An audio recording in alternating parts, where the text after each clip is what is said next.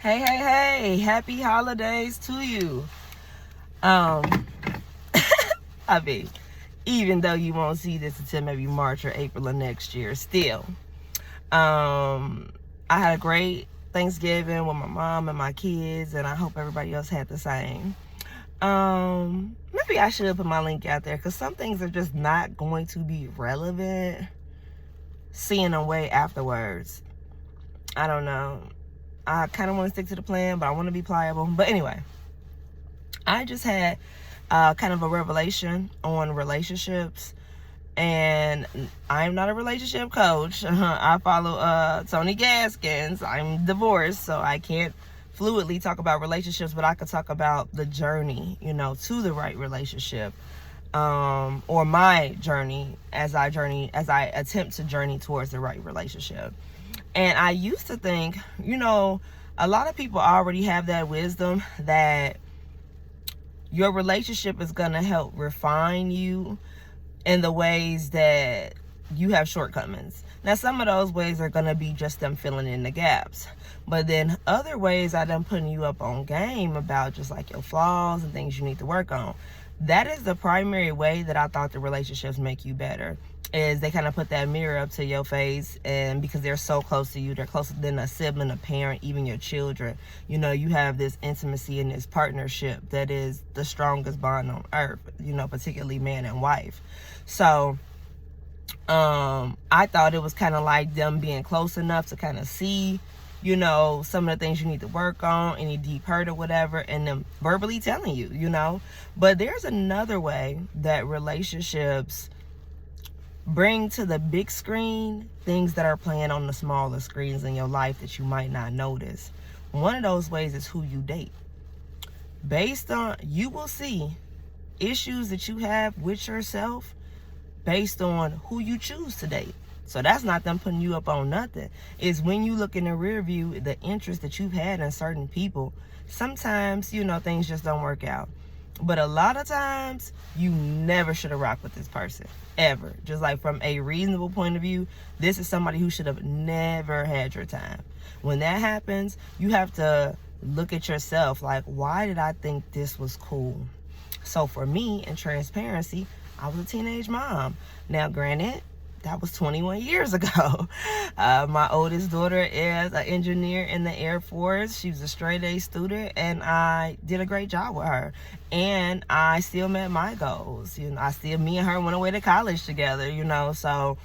But instead of me seeing it as like a success story in this daring tale of endurance and how I was able to be a good example to her and how, I raised her well, and instead of looking at the highlights, I'm like, well, I did become a teen parent. Me and my boyfriend just thought me and my first love, we was together for about 4.5 years, which is a long time in childhood, like 13 to 18. And we just thought we knew it all, and we was going to start our family, and then, it didn't go like that, So it's a decision that I made with a child mind, because I was a child at the time. So current day, I'll meet somebody, and they'll, have an obvious bad decision that's currently impacting them.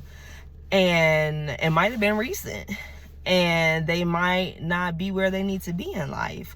So they might be going on 40 or 50 years old. I'm 38. So my dating spectrum is like 38 to 48. They may be going on 40 or going on 50 years old with horrible credit, unstable housing situation, no career, or no work ethic, or just heavily flawed. And I look at all of that, and I'm not trying to sound bougie, and that's one of my problems. I'm so afraid of being bougie and being not down to earth. But I do have a master's degree. I am an educator. I am a homeowner. I am a responsible person, and I have drug myself up out of my bad decisions in the past. So I'll meet somebody that is reminding me of a version of me from 10 years ago, 15 years ago, 20 years ago. And I'm like, nobody's perfect. We all make mistakes. They probably just need somebody to support them. And I can fully embrace this person, and now we're in a relationship. But those same characteristics about them that made them 50 years old in an unstable situation, that's because they currently don't make good decisions. That's because they don't know how to be a good, what is the word? There's a word I'm looking for. A steward. They don't know how to be a good steward of resources or opportunities. They are selfish. They are childish. They are delusional in some cases. A lot of times when you meet people like that, every story they tell you is about something somebody did to them. Just a long life of victimhood, and nobody ever believed in them. Nobody ever supported them. Nobody was ever there for them. So you come in trying to play that role.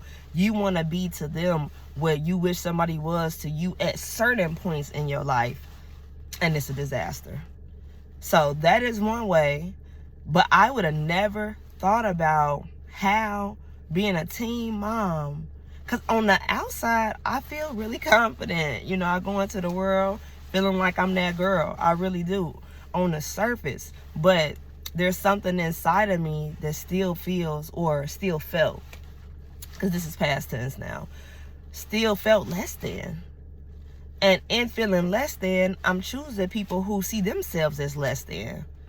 But there's a current reason that they feel less than, and mine is 21 years old. You see what I'm saying? So that is a way that what's happening inside of you is going to be evident in relationships.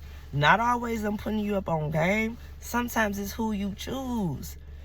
Another thing, so I haven't been in the past a big boundaries person.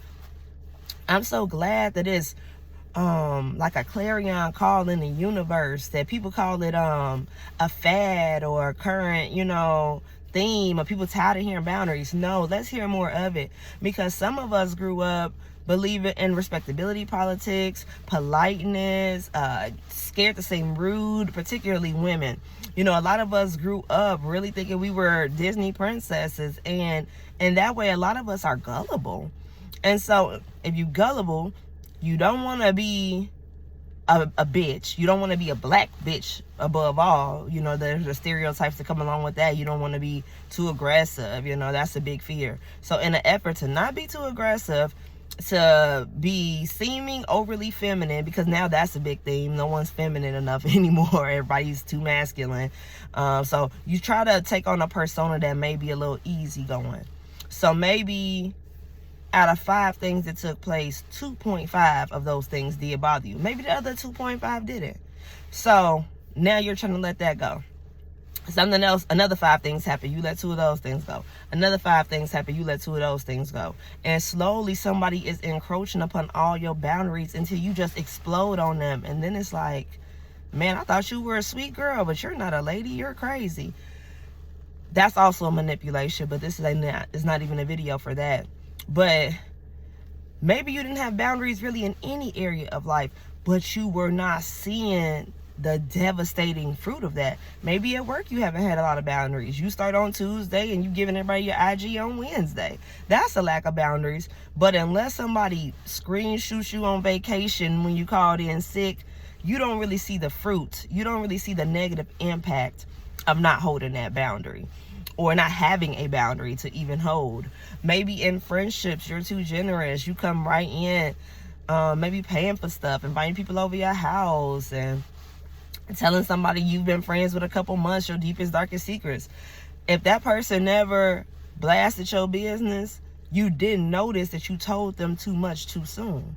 So there are various areas. Usually when you lack firm boundaries, it's everywhere in your life, but you're really going to see it in a relationship, because in romance is where people take the most advantage of people. So you don't have great boundaries, and now that's on the jumbotron in this relationship, where somebody is making you feel small, and they're making you feel that way because you have allowed them to, through simply not advocating for yourself, because you wanted to be cool and calm and collected, because you want to be super feminine, because you have these antiquated ideas about what it means to be ladylike, or what it means to be pleasant and be his peace. And it's a lot of rhetoric out there that'll have you in a full doormat mode. Listen, and this is from an older person. Again, I'm 38 years old, and I have been living and watching the world, because I am a watcher since I was a little girl. And I know it's foolery that's being put out there right now. But even I've been like, do I need to be a little sweeter? You know, so I can only imagine how this type of programming can impact a younger person, especially somebody who's already inclined to want to take it easy.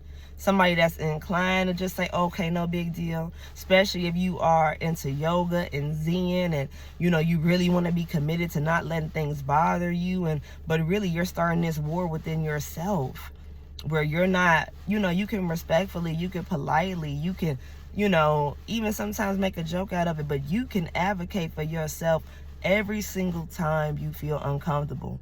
Every single time. And the right people will be, you know, you'll be attracting the right people and repelling the wrong people. That's the goal. But when you are not authentically you, you are continuously getting your feelings hurt in one way or another, or enduring some type of disappointment. But you won't peep it fully in any other area most of the time, but relationships. So that's what I wanted to share, is that if I had to just quantify, like number out the things that I've learned about myself through relationships, one is going to be that I date people that remind me of a version of myself that I've evolved from, that's no longer me, which was very helpful to know.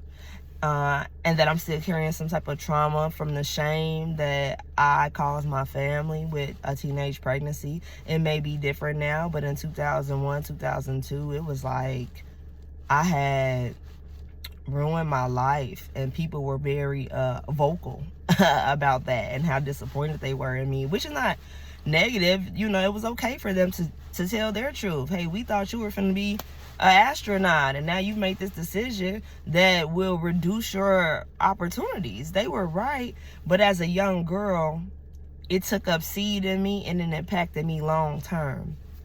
And then the second thing is all this carefree, nothing bothers me, I don't need to say anything about anything, or I don't need to say anything too often, or any kind of reservations like that I've carried throughout my life. I need to get rid of that. If I feel something, I need to say something in real time. This thing I do where I'm gonna go back and analyze, should I have said something about that, should I have not, and overthinking it, I need to do away with that. And doing away with those two things make me a better, well-rounded woman. And I learned that directly from relationships. So that's what people are talking about, especially if you are divorced like myself, or haven't managed to acquire a healthy relationship. You can't wait on meeting the right partner, and then the right partner is going to put you up on game. That may not happen until you put yourself up on game and use what is happening in your relationships, any patterns you see, as a thinking point of what's going on with you beneath the surface. What are you being impacted by that has you making the decisions that you make? Once you change that, the next level up is on the way. All right, have a great day. I hope this helps somebody. Remember that mentoring matters.